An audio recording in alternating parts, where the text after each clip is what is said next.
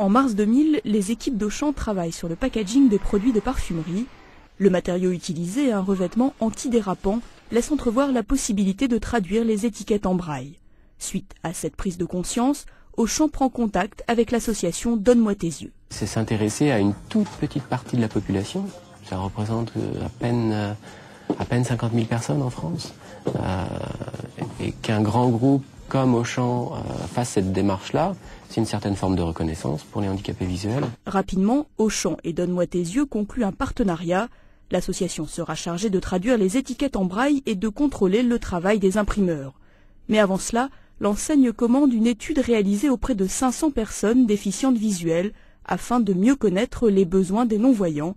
Après, il a fallu convaincre les fournisseurs. En fait, le problème, c'était de trouver des vrais industriels qui souhaitaient investir au Auchan dans le cadre de partenariats. Donc on a sélectionné des fournisseurs et qui ont travaillé déjà au niveau des achats d'emballage pour les magasins.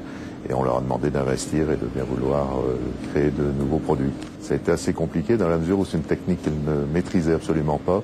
Donc les cellules développement de chaque industriel sélectionné ont dû travailler sur le sujet. Lorsqu'Auchan nous a présenté son projet Braille, pour nous c'était un projet complètement nouveau puisque nous n'avions réalisé aucune fabrication avec ce type d'impression.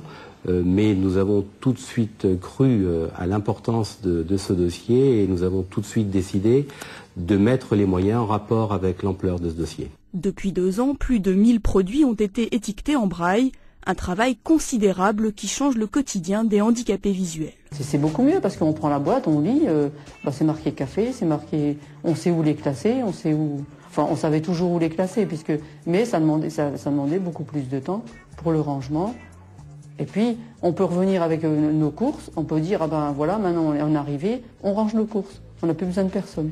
Avant, on était obligé de demander à notre fils pour pouvoir les marquer, quoi, parce que on ne sait pas trop qu'est-ce qu'il y a dans les boîtes ou dans les sachets.